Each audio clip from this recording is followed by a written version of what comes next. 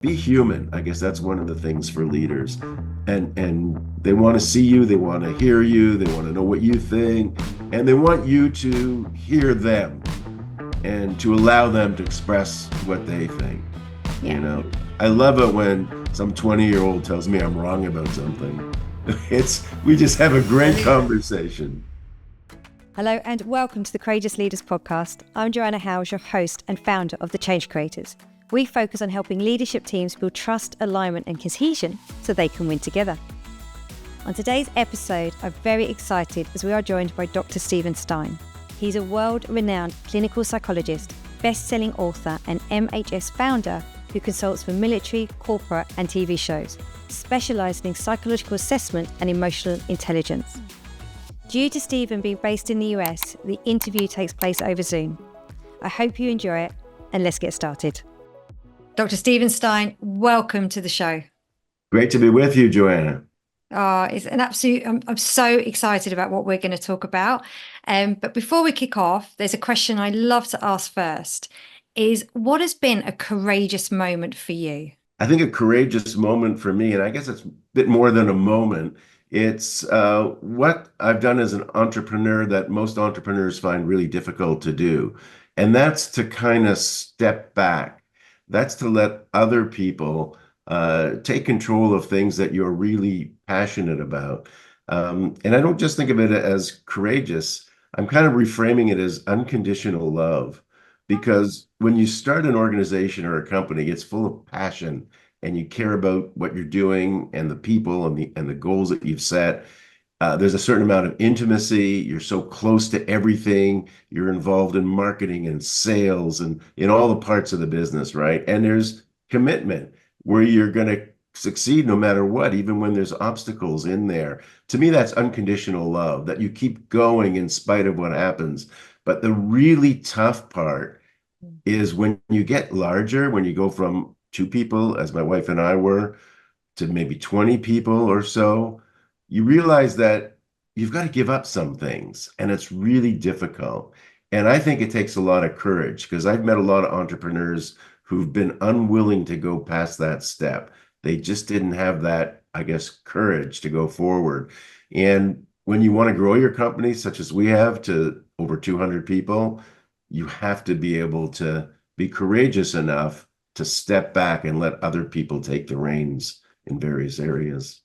Yeah, and everything you're saying, I'm just nodding along with because I can see it so much, is that letting go and empowering others versus feeling, all I keep hearing a lot of, oh, but it's just quicker to do it myself. Did you come across that yourself? It's like, oh, it's quicker if I Absolutely. do I it. did, when we started, we did everything. I did marketing, I did sales, product development, answering the phone and dealing with angry customers. I mean, everything.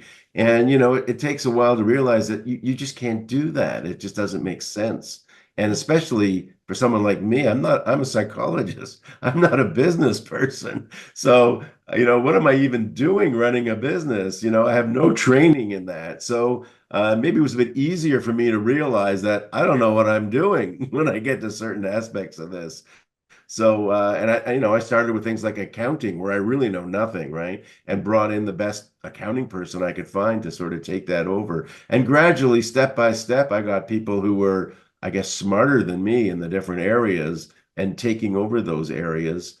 And I think that's largely responsible for our success and our growth, our overnight success since 40 years ago. I love that. 40 years overnight success. Something you said there is, you're a psychologist. You didn't get trained to run a business.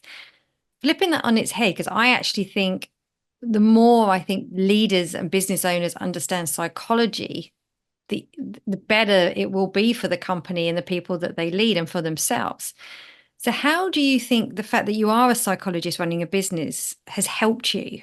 Well, I think one of the things, of course, well, a couple of things. One is people first. As a psychologist, human behavior is part of what we do. So we've always focused on engagement, on success, on putting, the right person in the right seat in the bus. Those have always been important to me to hire the right people and to let them go, to give them responsibility and let them do what they do best. And the second thing of psychology that's helped me is sort of my measurement bias. We learn to measure everything. So, for example, I got excited when I first learned about marketing and direct marketing, where what you do is you throw things out, you have an A response and a B pamphlet, and you measure the effectiveness of each of them. Well, that's what we do as psychologists all the time. So those aspects of psychology have really been helpful for me in terms of growing our organization. Do you recommend, when you work with leaders and you speak to leaders, what elements of psychology do you recommend? I don't know, like, is it just reading books? Is it listening to podcasts? Would you recommend leaders need to do some form of human behavioral course to help be a great leader? Well, education is really important, and everyone learns differently. Some people are auditory, some visual, some love to read. But so I try and fill all those buckets, right? So there's books that I'll recommend people to look at, especially if they're interested in the human side of things. And it doesn't take long. A lot of the CEOs and leaders I see or work with, they're always the complaints are similar, right? I can't find good people, or I lose. Why did I keep losing my sales managers? Or, it's always a people issue. It's not so much I can't get financing, or it always revolves around the people. So for me, that's sort of easier to deal with because that's something we've been dealing with for so long. And I'm wondering, I'm just curious in terms of like running your business and the two books you've got, I can see them in the corner there. We've got the EQ Edge and we've got Hardiness. How important in terms of writing those books? What impact has that had on you running a business? Well, it's made me stop and think, I guess. That's the benefit for me. My first book, The EQ Edge, was really an attempt to consolidate things I've been giving talks, lectures around, trying to bring them all together because people were to ask certain questions. So it was a way to sort of think about the questions people are asking and put them together in a very simple, easy to read book with suggestions for how you can deal with these kinds of things. So it helps me consolidate my thoughts, put them out there. I get people's responses, which have been amazingly positive over the years. And the first book, I actually written 5 books, but the first one came out in 1999. The EQ Edge was 1999 or 94, maybe. It's been out for a long time. And we've had a lot of response from people who, send me texts how it's changed their lives or it's made a big difference for them in the work that they're doing. And so for those listening, what do they need to hear in terms of how important emotional intelligence is within the workplace? Well, we've done at least 25 years of research and followed other people's research on it. And, there was a lot of skepticism at first, especially when I came to speak about it in England 25 years ago. A lot of skepticism, but that's all changed. That's changed tremendously because we've done so much research. There's tons of research showing that these factors are important. And just one of them for you to pay attention to is the ability to listen to others. As leaders, we used to think all we have to do is bark orders and people will follow. And if they don't follow, we get rid of them and get someone, that doesn't work anymore, especially with today's Gen Z and the people that are coming up in the workforce. They want to know why they're doing something, or they may have an opinion and they want to be listened to. They want to be heard. So the one piece of advice that I really feel cuts across all leaders is that ability to what we call empathy, the ability to just listen. Doesn't mean you have to agree with everything everyone says, but hear them out, understand where they're coming from, and you'd be amazed how significant that is. We found that we did a study on entrepreneurs, and we looked at those that were more profitable versus those that were less profitable, and we published this in a peer-reviewed journal. And what we were able to show was that the leaders who were more empathic were more profitable than those who weren't. So we actually showed a bottom line difference for these factors, or at least one and even more of these factors of emotional intelligence. If you're enjoying this episode and finding it insightful, I want to take a moment and remind you, if you haven't already, to hit that like button and subscribe to the channel. It's a small action, but it makes a big difference.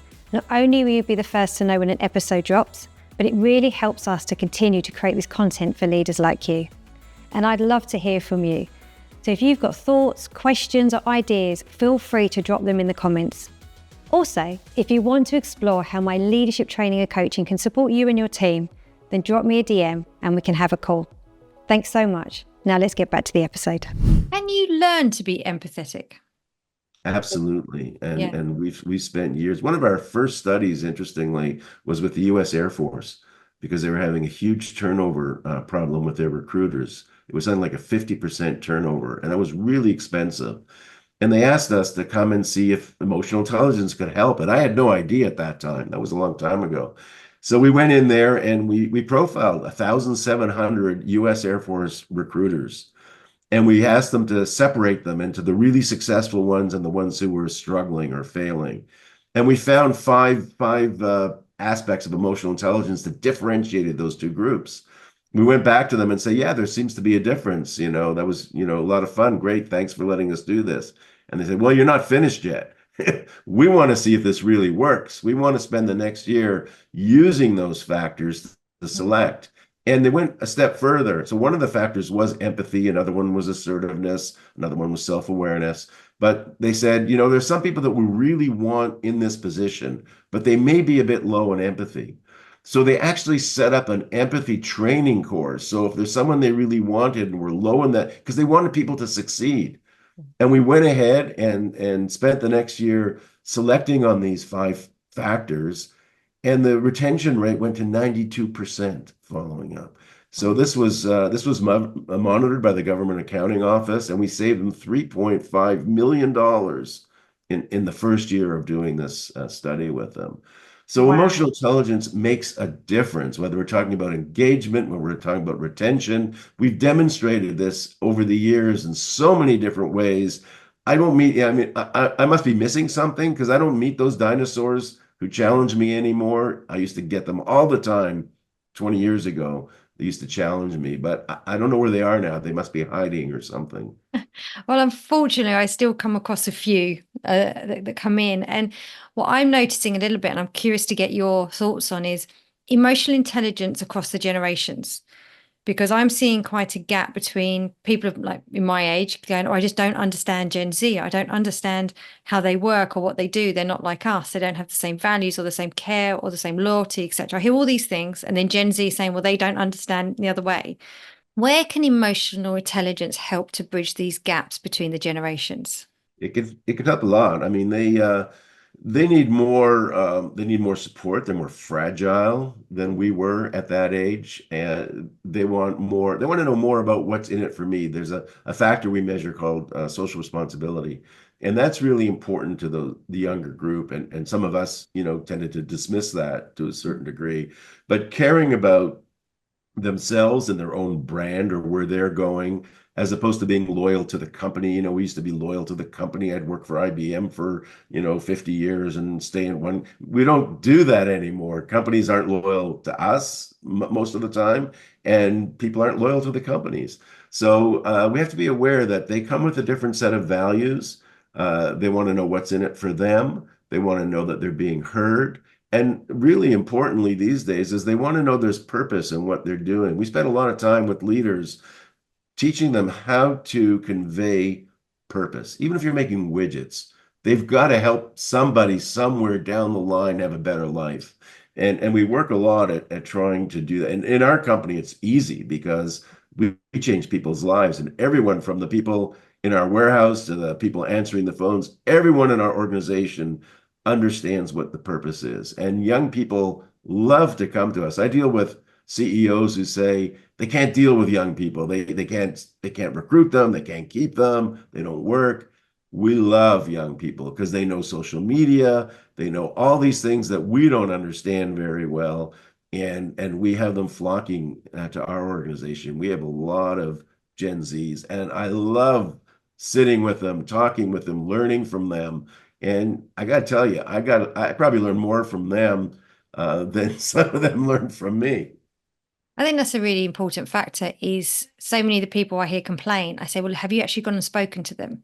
Have you gone to find out how they think or why they're doing this? Have you actually become curious versus accusational? And so often they said, no. I'm like, well, go and talk to them, go and find out because they do think differently. We think differently. There's no right or wrong here, but how do we actually learn from each other? And curiosity is really a good way to phrase that. It's Yeah, all about asking questions and saying, well, why do you think that? Or, yeah. why is that a better way than the way we've been doing it for 30 years without thinking about why we should do Yeah. anything else? So absolutely. And it's a gem. We've seen huge differences in terms of product innovation, in terms of way we deal with customers. There's a lot of things that I can attribute directly to having these young people in our organization. And you said to say one of the key things is purpose. Have you got for anyone listening now thinking, oh, how do I've said my purpose in the meeting? Why isn't it landing? Is there something you see that leaders miss when they're communicating their purpose that will help the listeners think, oh, maybe it's that has why it hasn't landed as I want it to? All the time because they come out with a mission statement that they think says it all, right? There's no emotion in it. It's just some lovely sounding mission statement that some consultant helped them to write. With us, every town hall, I try and present a story of someone whose lives been changed as a result of one of our products. It's a case study. It's brief. It could be like 2 or 3 minutes or 5 minutes, saying, I ran into somebody and they knew about, for example, they knew about our Conners rating scales for ADHD, and this woman who was a vice president of a major bank told me her whole life was changed because her child, who was causing a lot of difficulty, was properly assessed for ADHD because of the Conners rating scales. And she went on to tell me how this changed her life and made everything easier. The relationship with her husband's changed, with her child has changed, all because they were able to get a proper diagnosis through one of our instruments.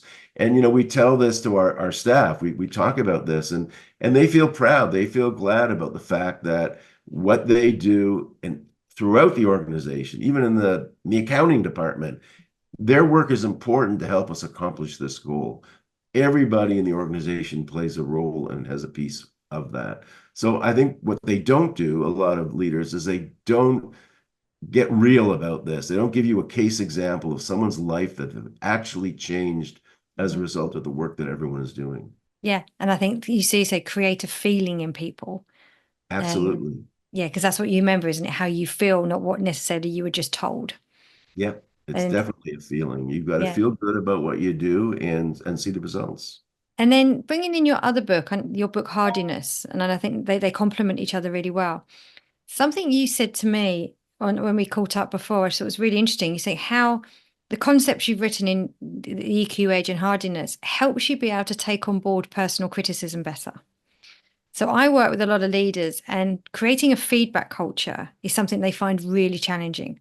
And a lot of it, I think, is because they find it difficult to receive feedback as well Mhm. as give it. How does, emotional intelligence and what you've written about in hardiness really helps make that easier for people?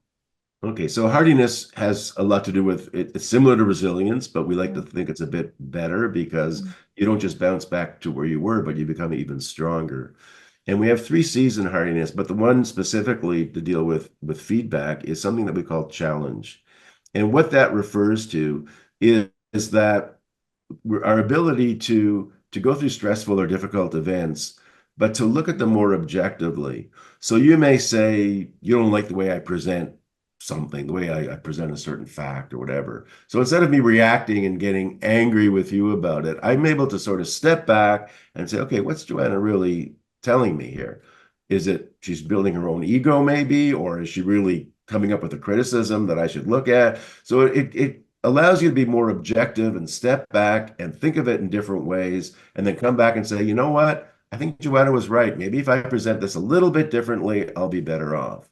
So that ability to think of things as a challenge, even though they may seem negative or difficult. So what I love in that is that moment to just pause, isn't it, versus react and Absolutely. gather your It, thoughts. it's it relates to what we call a mindset. It's the way you approach things. And people who have what we call a growth mindset are able to take in criticism, to change, to adjust, to move. And people who have what we call a fixed mindset, well, they're not changing. They don't want advice. They just keep struggling along the way they have, even if it's not working for them. They don't want to Keep change. going. No. Just keep going.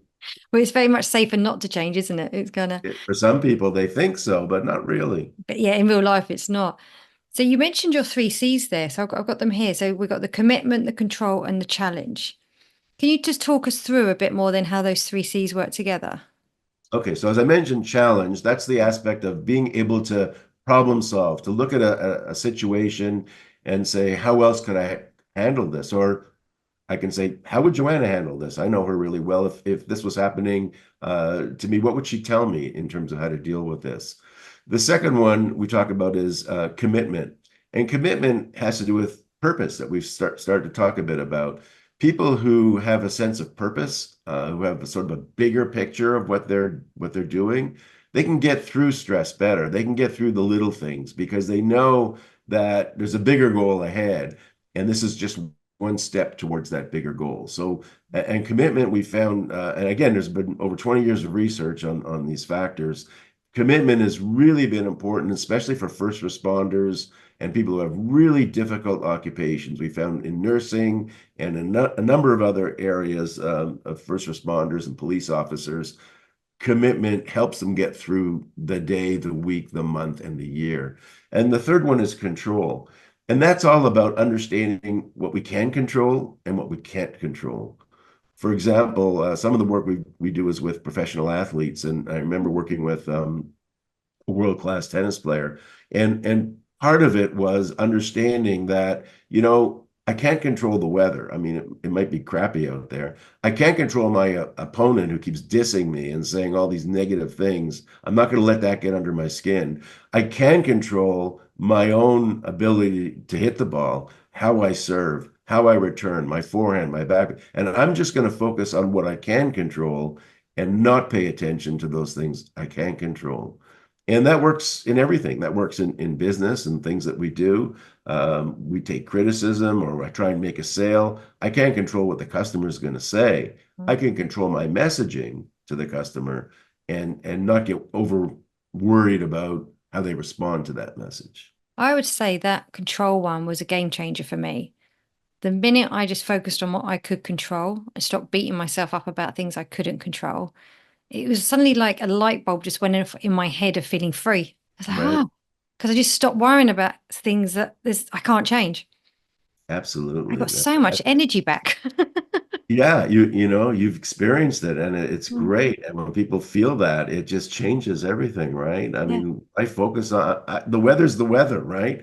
I can scream yeah, as much as I want and waste all my energy, but it's still going to rain, yeah. especially I guess if you're in London, it's still going to rain, right? I also think it's funny. I remember someone saying, "It's like my ego must be incredibly big if I think I can control the weather, or if I think the weather should change because today I was supposed to go out somewhere sunny and it's raining. Like, who do I think I am thinking that it should have been a certain way for me?"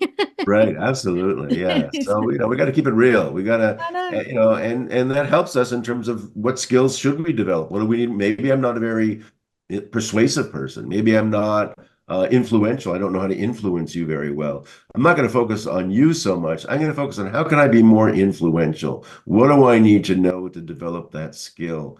And we take a skill-based approach where we teach people how to build those skills that'll make you more effective. Yeah, and I like the way you frame them that they are skills, that these are things people can learn. So I hear leaders say, well, I can't influence, or I'm not good at this, or I'm not good at feedback. It's like, or I'm not empathetic empathetic enough, or I'm not a good listener. It's like, no, these are all skills that you can improve on. It's don't do the I am statement, meaning that you can't change. These are all things that can be developed. Absolutely. And Yeah. again, there's so much evidence for that. The growth mindset, people who approach things with curiosity, as you mentioned, Mm. just do so much better in work, in life, in social situations. It's Yeah. amazing how these things can make a difference in your life. And moving on a little bit in terms of where leadership is now today, because, I think when we spoke before, we both realized leadership has changed so much and there are so much expectations on leaders today. What advice would you give, the leaders listening now who there's so many different things that they need to navigate and there's so many, especially in people management now, of things you need to be aware of.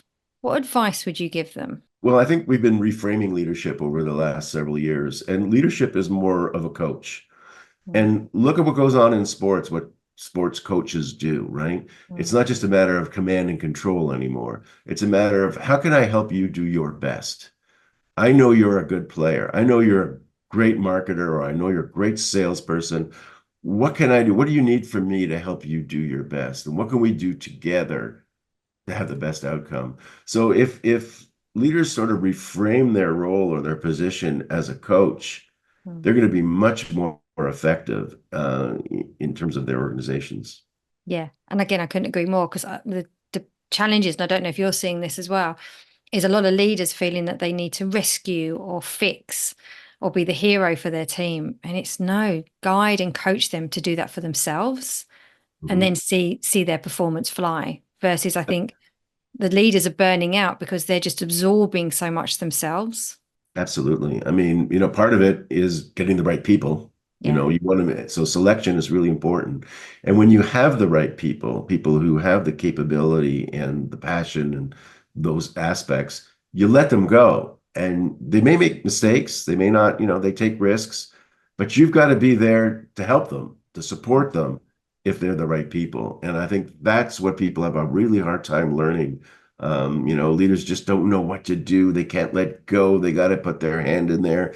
And they've got to be able to step back a little bit and take those risks. And I've been through that. I know how hard it can be, but you know what? It has paid off immensely for us. Something I find that stops a lot of leaders is they have quite an unhealthy view of failure, like the fear of it not being perfect or the fear of it going wrong.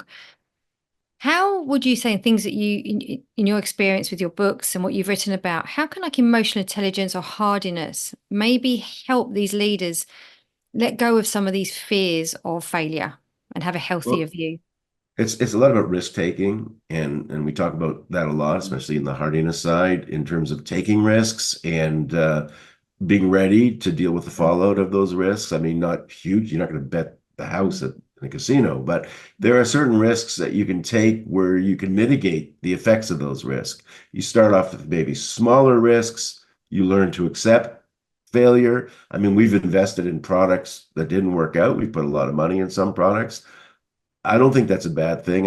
What I ask my staff who are responsible for those is, what did you learn from that? What has that experience taught you?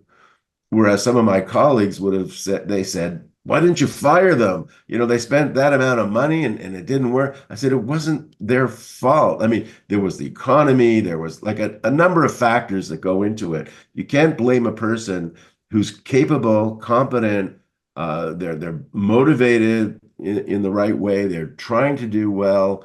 You can't fault them for that. If you start faulting them for taking risks, you're just not going to go anywhere in terms of your growth and development. You have to be able to accept failure and accept risks. We've done that. We failed on a number of things, but we've grown. I mean, again, over the long term, we have grown exponentially as an organization. So is it fair to say that it's trusting yourself to take the action versus keep trying to mitigate against risk? It's like the more you act, the more you do things, the more confidence you'll get with risk. I think so. And again, as I mentioned, start off with smaller, safer risks, Yeah. small with things that aren't going to break the bank and see how that goes. And then, work your way up into maybe some larger projects or Yeah. situations and see how it goes. And so it's being okay to ask for help as well. Like you don't have Absolutely. to do it on your own. All about help. I All mean, our about help. best people will consult with others to Yeah. help them get through. Just a quick pause to ask for your help. We received wonderful messages on how the podcast is supporting you as leaders and helping to normalise the challenges you face. To help us reach and support more leaders, we'd love your help. If you haven't already, please can you follow or subscribe on the platforms you watch or listen to us on, as it makes a huge difference. Thank you so much. And now let's get back to the episode. And another area you focus on, there's so many things you do. It's very fascinating, your experience and story. You work with reality TV. I'd love to know the insights you've got from that in terms of like some key learnings that you can share on seeing the experience of reality TV and supporting the people that are on the shows. Yeah, so I've worked with many, dozens and dozens of TV shows, things that you've probably familiar with over there, things like Big Brother and The Amazing Race and MasterChef and like tons of these shows.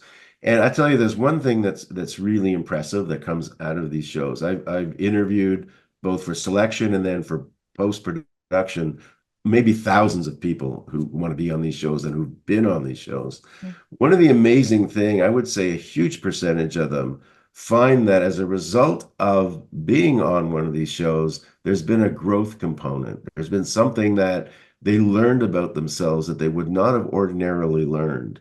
They've learned something about how they relate to others. Often, we will put them together with people that they would never encounter in their normal lives. We have, very unusual people on some of these shows. They're very distinct personalities, and they all tend to be, somewhat narcissistic. So they're dealing with all these other people. Some are strong personalities, but they come out saying, you know what? And I always ask this when I do the debriefing. Yeah, have you learned anything about yourself? Have you found any benefits of doing this? And I would say over 90% of the time, they're telling me about some experience or something they've learned about themselves or how they're going to think about things differently. It's been a growth experience. And taking that back into the workplace. So we've been working on simulations because those are safer for people than we're talking about risks and real world risks. But there are ways you can do it through simulations. And those simulations where you put people on the spot, you feel a bit of anxiety, but you manage to get through the problem. We've been looking at that in the workplace and finding that, again, it has those same benefits. People who go through a bit of a challenge, they have to deal interpersonally with people they may not agree with and go through those challenges and have an outcome. And there's a prize at the end. Somebody wins for making the right choices or responses. It's an immense experience. A lot of people, we avoid it. We sort of stay in our shell. We're afraid. We don't want to take chances. And that's fine. You can stay in your shell and just not Mm. grow as a person. But through reality TV, I've seen so many people, believe it or not, grow in some way or another. And we try and replicate that now in the workplace. Not as horrendously as you'll see on Big Brother. Or we don't get them to jump off tall buildings like in The Amazing Race, but we have them do challenges that really, make them think about what they're doing and how to get through it. Yeah, and what I'm hearing from you is you're creating that uncomfortable environment so people know what it feels like to really be uncomfortable, but not run away from it, to move forward and lean into it, to see that, oh Yes. my gosh, I was okay. I didn't go up in a ball of flames. I did get through it. And unlike reality TV, we just don't leave them, hang them there No. to die. We teach them skills. We say, okay, that was a tough situation. What else could you have said to maybe, bring that down to deflate that situation? So it's Yeah. skill building at the same time, which we tend not to do in reality TV. That's really good. And the other thing, before I go to the last question, I know measurement is really important to you.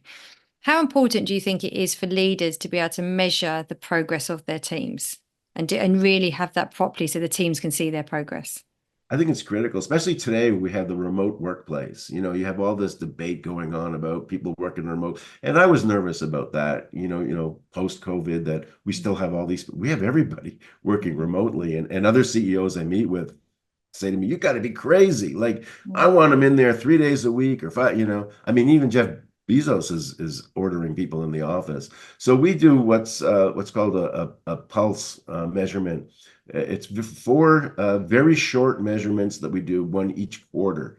So the first one is on the work itself. So and it's maybe 7 or 8 questions, and we ask them, how do you feel about the work? Are you still enjoying it? Is it the right thing? We want to make sure that they're passionate about what they're doing. Yeah. The second one has to do with their manager. How do you feel about your manager? Are you getting the support you need? And so on and so forth. The third one has to do with the team, which is the one I was really interested in regarding remote work. How uh, how do you feel your team is? Are you safe speaking up in your team? Yeah. Is your team supporting you? And the final one is about the leadership and the organization as a whole. Do you feel this organization is going in the right direction? Do the leaders listen to you? Do you have confidence? Do you trust the leaders? Trust is so important. But the thing that blew me away in our last measurement was the team. We had 90% of our employees uh, positive about their teams.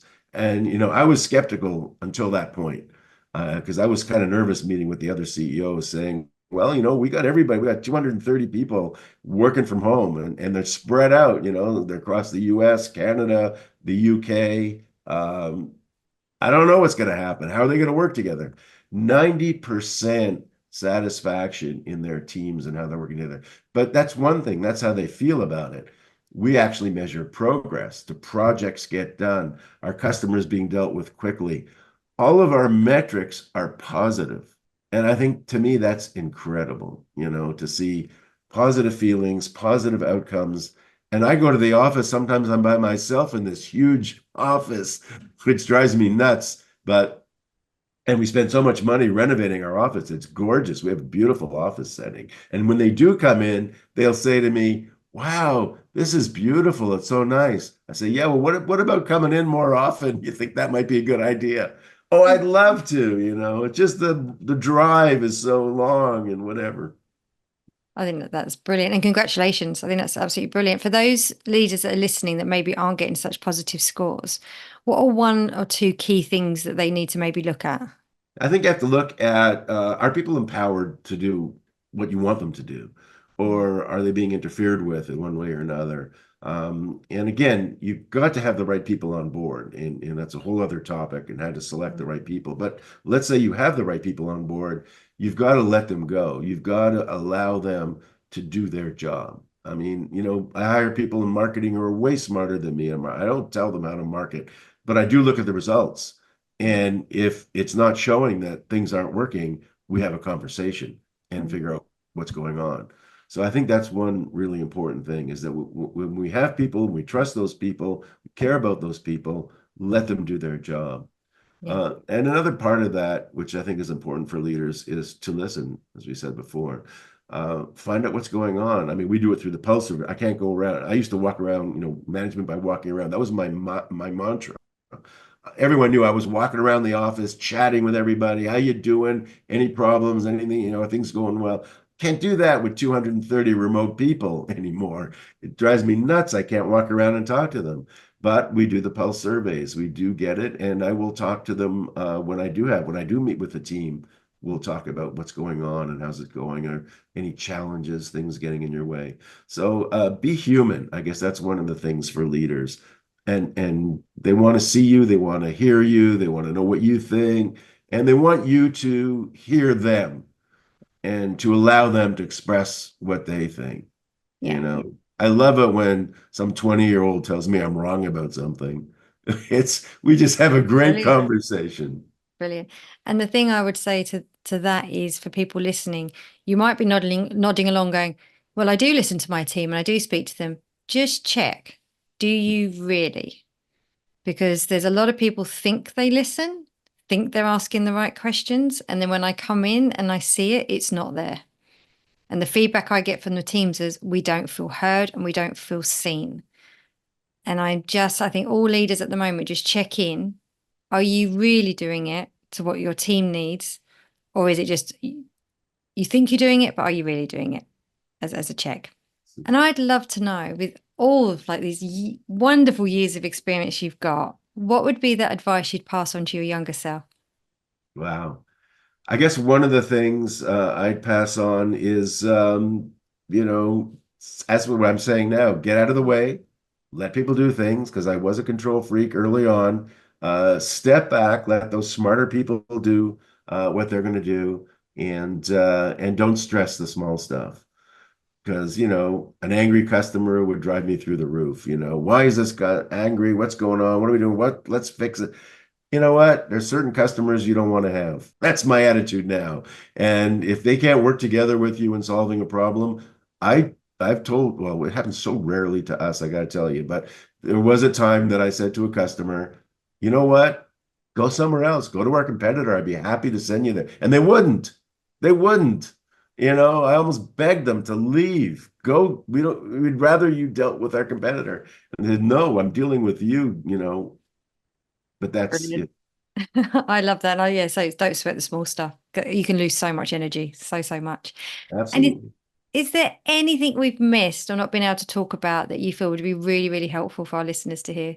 I don't know about miss, but I'm really thinking a lot about this idea of unconditional love, as unconditional love in the workplace, which consists of those three things: love for what you've built, your company, but also love for your people. And it's the three things. It's passion, being passionate about what you do, intimacy, not sexual intimacy, but getting to know people, getting to understand them, learn a little bit about their background. What are their drivers? What gets are they financially driven? Are they ideas driven? And finally, commitment, which is commitment to your people, showing them that you're going to stick with it.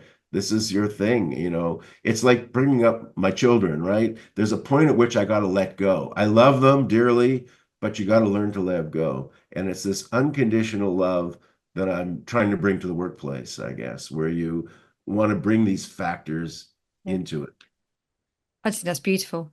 And I actually had a call with a client recently, and we came to a place of talking about leading from love. And if you actually sit back and go, what does that mean? And actually, how would I respond differently if I was leading through the lens of love, not frustration and annoyance? Actually, how would I talk to this person?